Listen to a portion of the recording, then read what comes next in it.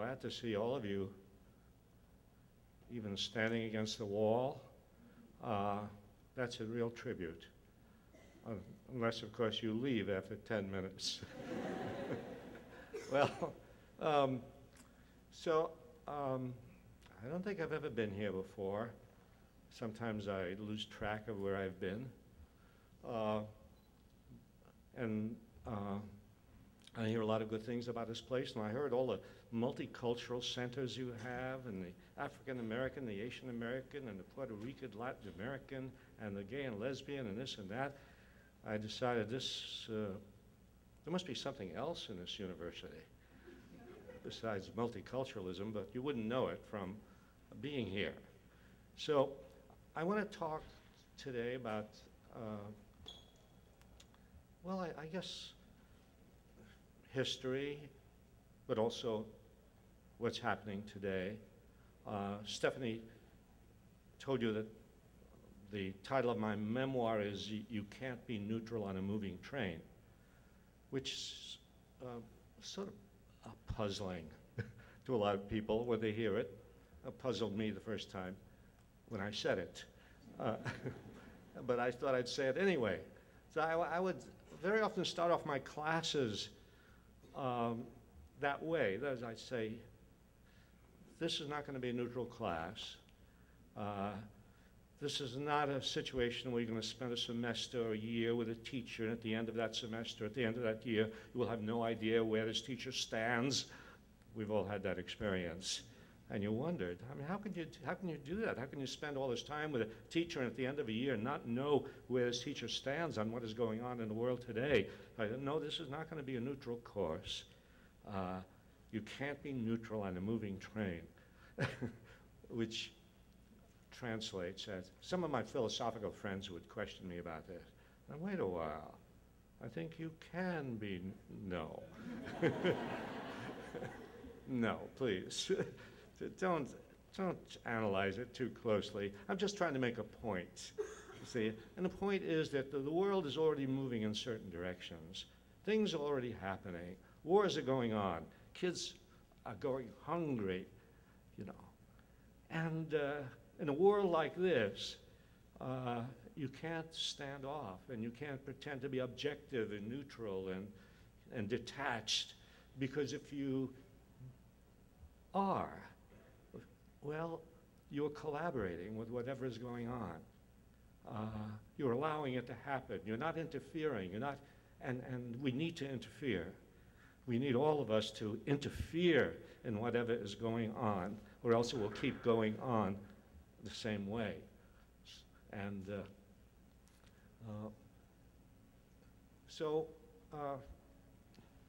yeah, things are happening. Well, here we are in a situation today where, as I see it, a small group of men have taken over the country. Really, this is a great country, beautiful country. And a small group of men, maybe an occasional woman, you know, to make it look good, an occasional African American to, you know, that won't help, I'm sorry. But they've taken over the country. They've gotten us into 2 wars. They've taken the wealth of this country and are squandering it in military actions and in giving a good part of it to the richest 1% of the population. They're destroying the environment, you know. They're destroying our liberties.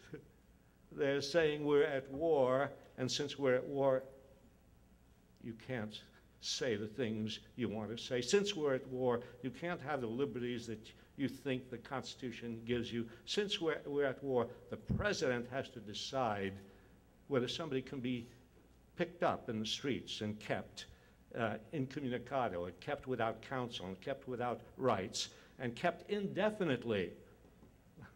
You know, that's the situation we face. It's as if a group of aliens had taken over the country. And actually, I do see them as aliens. To me, those people who come across the Mexican border, they're not aliens. And they're just people, you know, people who come from other parts of the world and come here. They are not aliens. They are just human beings moving around the world as people should be allowed to move around the world. But these people there in Washington are alien to me because they're alien to the things that I believe in. Question is, how does this happen? How do they get to this position, and how do we get to this subordinate position? How do they get a country into war just like that and create an atmosphere immediately, you know, in which they, at least in the immediate, they get the support of 80% of the country? And I was reading a memoir by a psychologist who had interviewed the defendants in the Nuremberg trials, right? Remember the Nuremberg trials at the end of World War II? The top Nazi leaders are put on trial, and this psychologist was given the job of interviewing these Nazi leaders. And in between sessions of the trial, he would go to their cells, he would interview them, he would take notes. And one of the people he interviewed was Hermann Goering. Goering was second in command to Hitler, head of the Air Force. In his notes on his conversation with Goering, Goering says, he asked Goering, how did Hitler manage to get the German people to go to war? And Goering said, why, of course the people don't want war. Why would some poor slob on a farm want to risk his life in a war? But after all, it is the leaders of the country who determine the policy. The people can always be brought to the bidding of the leaders. All you have to do is tell them they're being attacked and denounce the pacifists for lack of patriotism and exposing the country to danger. It works the same way in any country.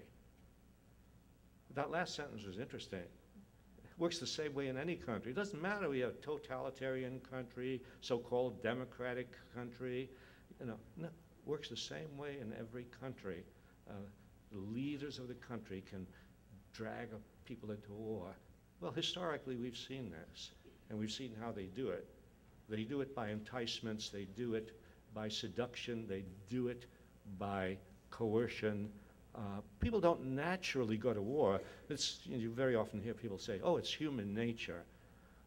Well, what an easy way out of analyzing the social structure and figuring out why it is that people are led into war. It is not human nature to go to war. If it were human nature, well, you wouldn't need to work on people. You wouldn't need to lie to people. You wouldn't need to have a draft. You wouldn't need to hold out promises of jobs and land and money and prestige and so on to people to entice them into the military. You would not have to create a whole web of propaganda throughout the nation to tell them they're being attacked or they're in danger. No, people would just naturally rush to fight and kill. No, people are not naturally inclined to do that. You really have to work at it. And they, historically, that's what has happened, you know. They have worked at it. And one of the reasons they get away with it is that there is no free press and independent press to do the job that an independent press is supposed to do. And that is to act as an educator of the public, to scrutinize what the government is doing, to investigate what the government is doing, to criticize the government, to bring facts hidden by the government to the attention of the public. That's what an independent media is supposed to do. That's not what, we don't have that in this country. It's very interesting. We have, well, look at the Constitution. We have freedom of the press.